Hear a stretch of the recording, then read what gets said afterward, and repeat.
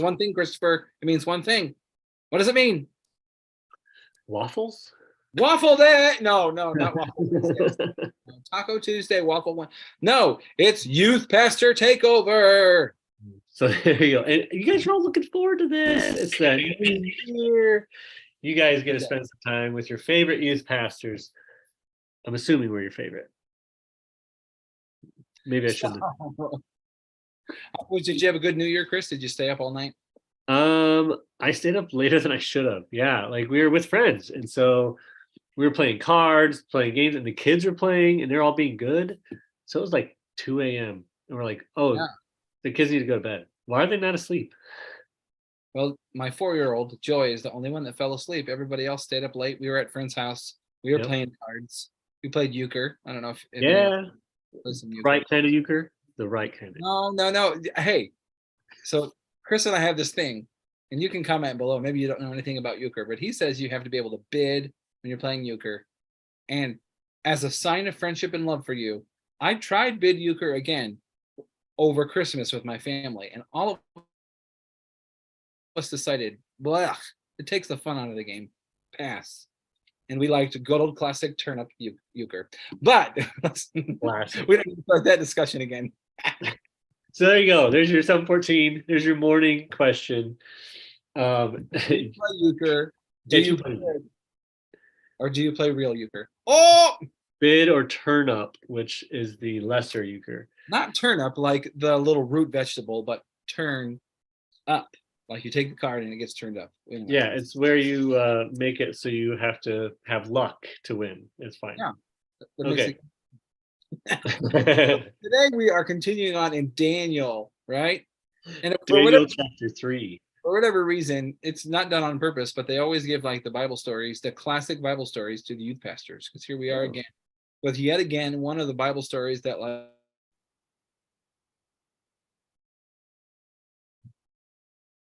like if you remember only 3 things from to remember, and that is Daniel. No, not Daniel in the lion's den. That's one of them. But it's Shadrach, Meshach, and Abednego being thrown into a fiery furnace. Yeah. So that's the story we're on right now. We just got done with the dream of the statue, which was really cool foreshadowing. Like, God gave a prophecy pretty much through a dream, and Daniel had to interpret it. And then Nebuchadnezzar turns around and builds a statue about himself. Which, as we'll read, is a really impressive feat. This was not like some little thing. Like it had to have years. It had to have taken years to build this. It was huge. But like, dude, you just had a dream about a giant statue being crushed by a rock out of a mountain, and now you're going to build a statue. Like, I just don't. I think it falls under a major theme we're going to see, and that is like Nebuchadnezzar and the people around him, and their desire to be seen as powerful and to have their clout and to have their influence. So why don't we read that and see how the story unfolds? Hey, go for it. I'll stop you when I want to stop you. This is Daniel chapter 3. I'm reading out of the New Living Translation. Nebuchadnezzar's gold statue. King Nebuchadnezzar made a gold statue 90 feet tall and 9 feet wide and set it up on the plain of Dura in the province of Babylon. Then he sent messages to the high officers, officials, governors, advisors, treasurers, judges, magistrates, and all the provincial officials to come to the dedication of the statue he had set up. So all these officials came and stood before the statue King Nebuchadnezzar had set up. Then a herald shouted out, "People of all races and nations and language, listen to the king's command. When you hear the sound of the horn, flute, zither, lyre, harp, pipes, and other musical instruments, bow to the ground to worship King Nebuchadnezzar's gold statue. Anyone who refuses to obey will immediately be thrown into a blazing furnace." Okay, so let's pause. Yeah. First off, this is just like I was reading back a little bit just to remember, And Nebuchadnezzar falls down on his face before Daniel and worships, well, tries to worship Daniel, but worships like Daniel's God, and even says great words about how truly your God is the greatest God. And then puts Shadrach, Meshach, and Abednego, Rakshak and Betty, puts them up there higher because of all this. And then now, which I'm not sure how much time goes between this, like you said, the statue probably took years to make. Yeah. 90 feet So tall. You don't do that in a week. it took a while. So then he's forgotten. And in my head, I just know I'm shaking my head, going, no, like, how did you forget so quickly that, like, the God of Daniel, the same God, Daniel's not going to worship a statue. He worships only the God. And you said it's the only true God. How'd you forget? Well, in that same thought, I was gently reminded that how quickly we forget. Mhm. And it and that's why I keep a journal. That's why I write things down. When I see an answered prayer, when I hear something good God did, I write it down because of how quickly we can forget. That's good. That's really And good. even as pastors, I've seen so many pastors start out really great, but then great pastors get put on this pedestal, and it's almost like the people are worshiping them. Oh man, it's almost like the people are, and that gets them into some weird waters and some strange things. So, man, I think Yeah. something just happened there. I heard an echo. I'm hopefully that everybody will get through this just fine because I'm seeing lots of freezing up. But let's continue on because I think we still got some good stuff going on here. So it's kind of funny because we did this talk in youth group not that long ago, in 2022 for sure. And I saw the name Nebuchadnezzar. Right in the middle of it is the word Chad, which for our youth, what does the word Chad mean? What does the name Chad? Who is a Chad in the world of our youth? Chris, go ahead. Actually, I don't remember. So a Chad is like the male version of a Karen. That's right.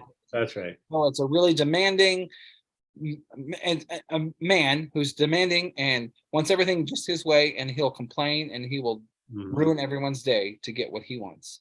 So the kids just thought that was the funniest thing ever because as I started talking about Chad some more, I just kept saying Chad, and they were like, "Oh, that's true. He's such a Chad," because you see here that he was all about his maintain. He got caught up in the trappings of his influence and maintaining his power. I think that's the answer to your question. How did he forget? Well, he had to maintain the heirs of his power. And you see here when he built this thing, it was huge and massive. And then he sent out messages to the officers, governors, advisors, and treasurers and judges, anyone who would respond positively to the call of a king. Oh, well, they of course called me. So he was cashing in on their desire to feel important and called upon. And whoa. Let's pause there for a second. What you just said. That's so good. Like, misery loves company. Why else would you call these people? Right. Like, you went after, again, I'm looking at this as like, how many times do we? Like, let's be cautious as human beings with the same flaws, just as Nebuchadnezzar. But he's calling the people who are going to encourage him to do the stupid things. Why? Because they're on the payroll. Like, yeah. Man. Yeah, they have everything to gain from him being powerful. So, and then he got pulled out the band. He had it lists off the horn and the flute and the zither and the lyre and the harps and so he made it a big affair. He called the right people, his yes men, his people who wanted to also build their influence, and then he gave them full and swift, like, listen, you're going to do this, you're going to fit in, and you'll be seen as wonderful and powerful and influential, or I'll kill you a painful death. Yeah, that's it. But how did most of them respond then? Verse 7 says, at the sound of the musical instruments, all the people, whatever their race or nation or language, bowed to the ground and worshipped the gold statue that the king Nebuchadnezzar had set up. But some of the astrologers went to the king and informed on the Jews. They said to King Chad,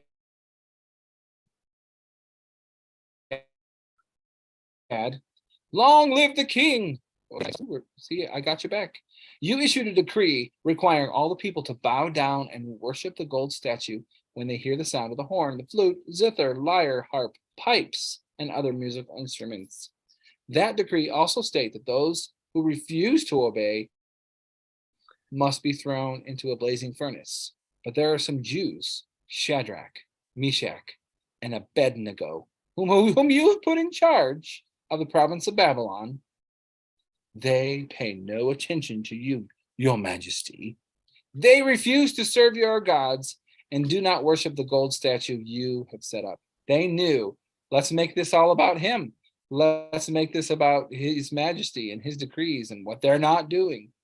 So how did King Chad respond? Well, he flew into. Should we stop there for a minute? Yeah, 1 second. Like, these guys were put in charge of all the affairs of the province of Babylon. So the ones who are tattling on Shadrach, Meshach, and Abednego are jealous. Mm-hmm. Of course, they want them killed because they want the potential to maybe take the spot. We need some vacancies. Right. So I want a promotion. Someone get these guys killed. And so it's obvious. It's way too obvious what they're doing. But again, the king who's been flattered most of his life is now being flattered again. You're right. I am great. I'm amazing. Keep talking. And then he's like, but these guys don't care about you, and they're in charge of everything. What? And I think it's great to point this out. Shadrach, Meshach, and Abednego weren't noticed by the king or by some others. So they weren't. I doubt they were standing beside the statue like this. Like, I ain't bowing down. That wasn't. They were probably every time they knew. Band's gonna play. They're gonna take off. Let's go somewhere else. So we're not like causing at least. Yeah, and they knew the decree was to be thrown in the fiery furnace, but they were going to respect authority and honor God, which is something I think we Americans struggle with. I do. I like a fight. But I just want to point that out. They had to bring it to the king and say, hey, we know these guys don't do it. Mm-hmm. So we can see there's nothing inherently wrong about being put in charge. Because those people that we said, oh, he was calling all of his people, he was calling his yes men. Well, they were in charge, but that didn't make them yes men. Not all of them. Mm-hmm. Is that a good snack you got going on there? It's an orange. It's an orange. Well, how about I read some more so you can chew? How's that? It sounds good. So in verse 13, it says, then Nebuchadnezzar flew into a rage and ordered that Shadrach, Meshach, and Abednego be brought before him. Nebuchadnezzar said to them, is it true, Shadrach, Meshach, and Abednego, that you refuse to serve my gods or to worship the gold statue I have set up? Still all about the king at this point.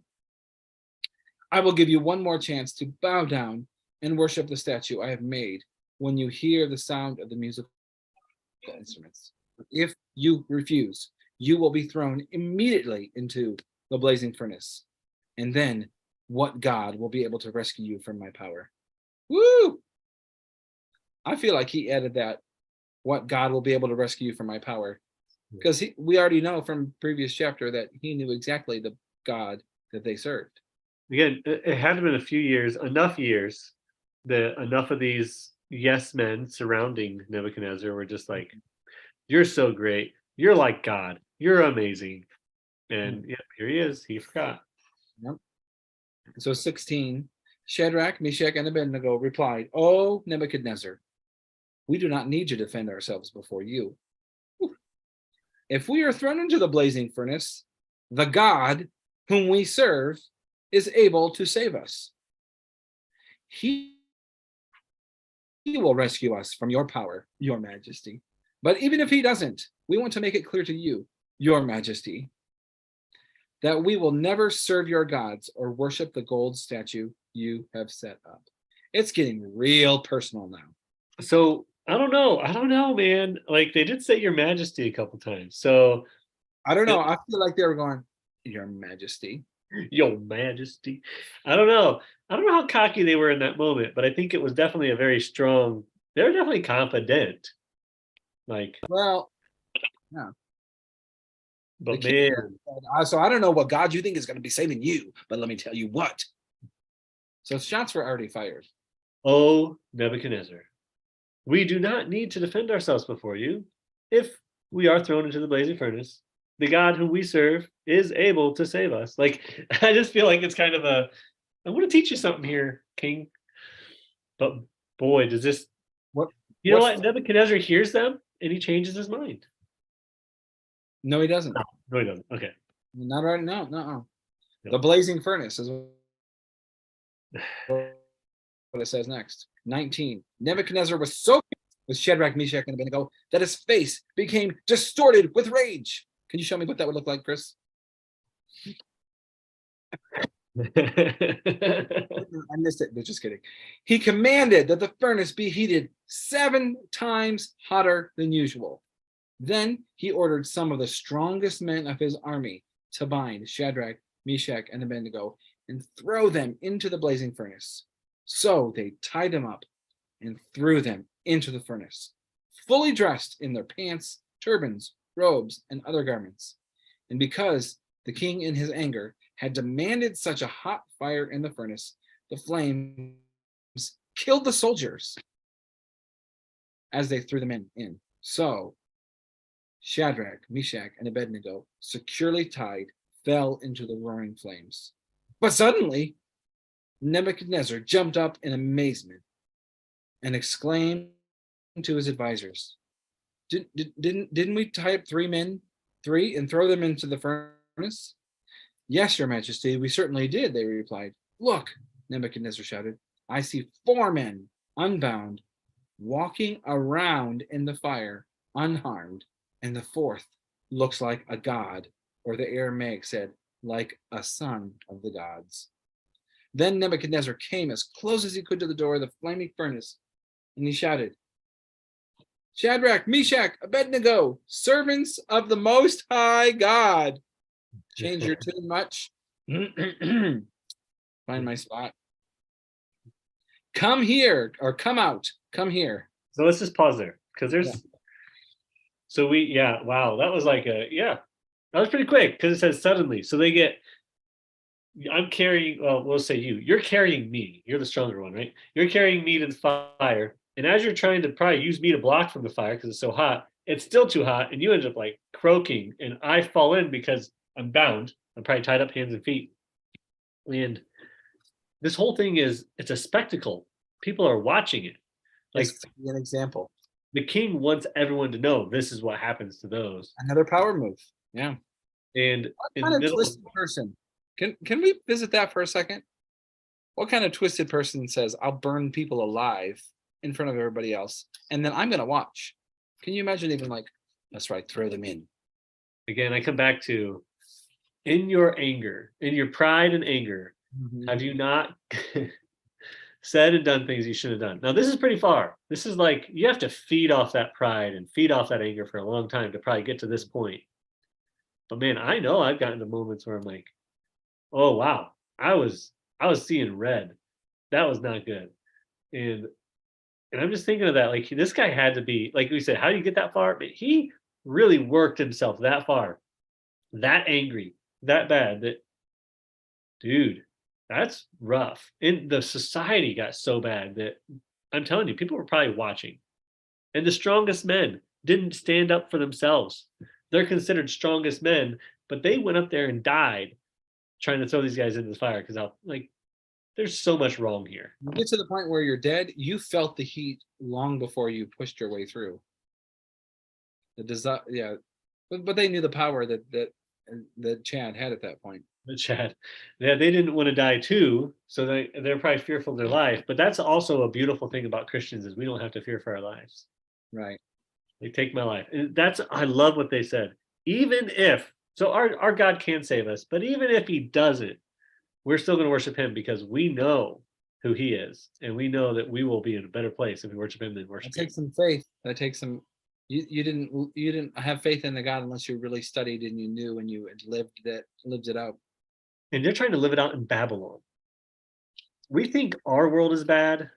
Man, a little bit of history of Babylon would be good for us to learn. Like we still got it okay. Like I know world's getting darker and getting rougher, but Worse, I but it's think been this bad. It's been this bad before. it's been worse. Yeah. Yeah. Even the Romans, like Rome before it fell, it got pretty bad too. And so here we are. We got to ask the question: how far will our faith take us? Do Mhm. we have the experience that Shadrach, Meshach, and Abednego had? Do we have experiences with God, or at least enough experiences with God, that we will stay strong in the face of death? Like they're going to die. They know when they get done saying this sentence, they're getting sent to they know they're going to the furnace. Right. And they're like, They didn't know. They didn't know that they would survive it. no. But they had faith in God, knowing that God's bigger than this. So whether I die or not, it's gonna be all good. Wow. So, so the King Chad came and said, "Well, he got as close as he could. Come out, get out of here." And he called them servants of the Most High God. Yeah. Humble pie much. What God will save you? Servants of the Most High God. So this is in the middle of verse 26. So Shadrach, Meshach, and Abednego stepped out of the fire. That's a huge statement. 27. Then the high officers, officials, governors, advisors crowded around them and saw that the fire had not touched them. Not a hair on their head was singed, their clothing was not scorched, they didn't even smell of smoke. Then then Nebuchadnezzar said, "Praise to the God of Shadrach, Meshach, and Abednego. He sent his angel to rescue his servants who trusted in him. They defied the king's command and were willing to die rather than serve or worship any god except their own. Therefore, I make this decree: if any people, whatever their race or nation or language, speak a word against the God of Shadrach, Meshach, and Abednego, they will be torn limb from limb, and their houses will be turned into heaps of rubble. There was no other God who can rescue like this." He didn't really change his method of operation. He's still No, like, he did. "I'll burn you. Wait a minute, you're wrong. I'll rip you apart." But his mind had changed to the truth. There is no other God who can rescue like this. Last verse 30. Then the king promoted Shadrach, Meshach, and Abednego to even higher positions in the province of Babylon. So that, I mean, you can see here that sometimes bringing the truth to someone doesn't change them immediately. Their tendencies and their habits and their struggles and he still defaulted to, "Well, let me show you I'm still in charge, because if you don't agree with this, then I'll still rip you from limb to limb," Like, dude, yeah, like that's a roller coaster to be on with this guy. That's Woo. ridiculous. But I was just in awe of that miracle. Like you sit around a campfire and then let your clothes sit in the dirty laundry for a couple days, they still smell like campfire. Like you forget, come back, start putting them in the washer, like, oh wow.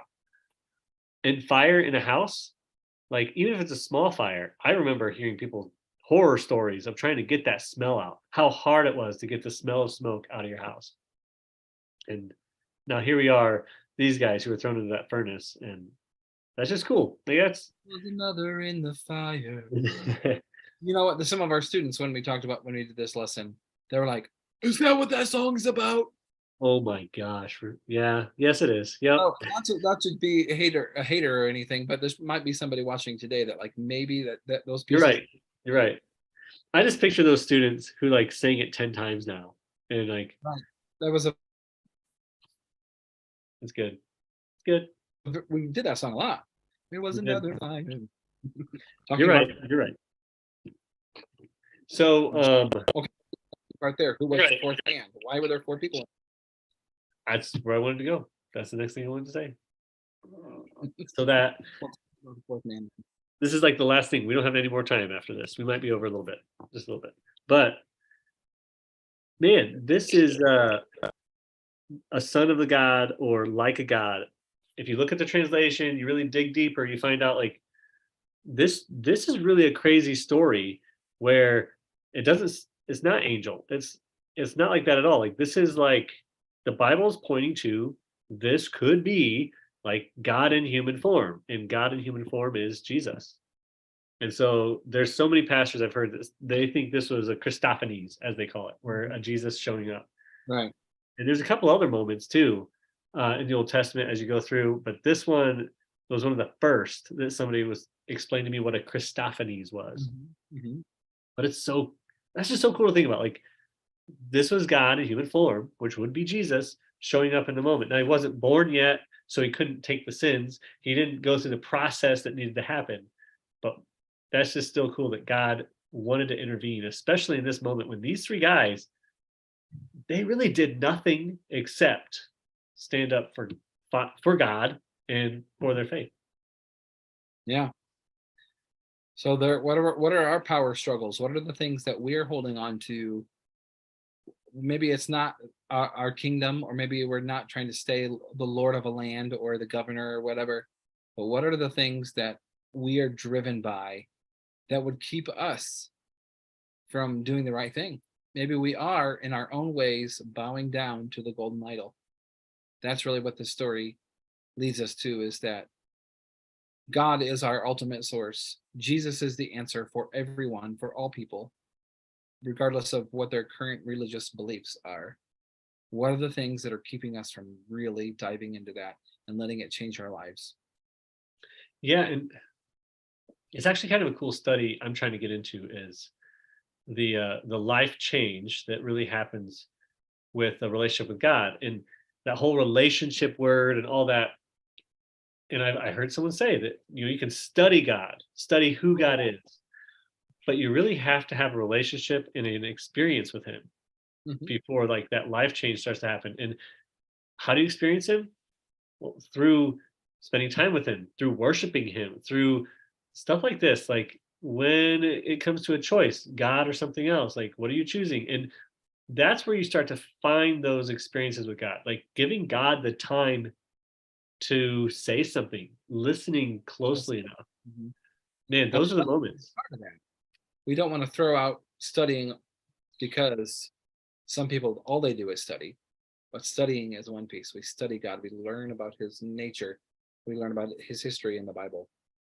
But then I also want to experience Him. And that's what music and worship is about. And that's what, like you were saying, sitting in silence. That is not just something for pastors to do. Every believer should be like, I will get out my calendar and I will say, I'm sorry, family, I'm sorry, kids, I'm sorry, work. Here's this time where I stop and I sit in silence and I listen to God. I create the environment, whether it's music or nature or whatever else, and I go and I do it because it's part of experiencing God. Yeah. And for me, I study's my normal. Like that's where I get into. Like that's my groove. Like, you know what? I want to study this. Oh, I want to learn that about God. I want to learn that too. But Right. then I got to put it into practice and I got to start like spending time with God. When did God show up in the Bible? It was always experience stuff. It was like, Mhm. go here, do this, and then stuff happened.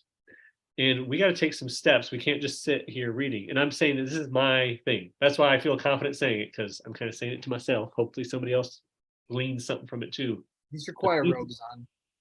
Right. But those experiences that I have had are those moments when I, in faith, went and did something, spent a whole weekend at a retreat with God. Yeah. I honestly, I quit my job when I felt God was telling me to do it. And I'm like, okay, God, I'm just going to do it. Those are my biggest moments. It wasn't, honestly, reading the Bible has been good to help me decipher when is my flesh talking to me and when is God talking to me. When am I hearing the Holy Spirit? When am I hearing the flesh? Like the Bible helps me know that. But when I'm really into it, I'm going where God wants me to go. Those have provided moments that give me strength in my faith. So when stuff gets hard, I can just look back on my journal, remember those moments, and I can like, okay, this is okay. Like I'm, the world might feel like it's falling apart, but God's still on the throne and we're good. And so Yeah. study helps with that, but we got to get in there. We got to do something with our faith. So if you guys are listening to 714 for too long and not doing anything about it, it's about time. Step up. So All right, Chris, is this a good time to kind of wrap it up in prayer? I think so. Yeah, I think we're over. Well, no, I know we're over. We're just going to pray. Here we go. Lord, thank you for today. Thank you for that story. it's such a good story, Lord, that we see your power, see how you can protect and you can save in miraculous ways. But I also see how just a few men standing up for you can change so much. So, Lord, help us to be that. Help everybody listening on 714 to be women and men who stand up for you no matter what. Help us all to be stronger in our faith and to take some steps today that will lead us closer to you and lead others closer to you too. Let us lead by example of what is right in your eyes. And you may pray. Amen. Amen. All right. Make sure you get on here tomorrow, 7:14 a.m. See y'all.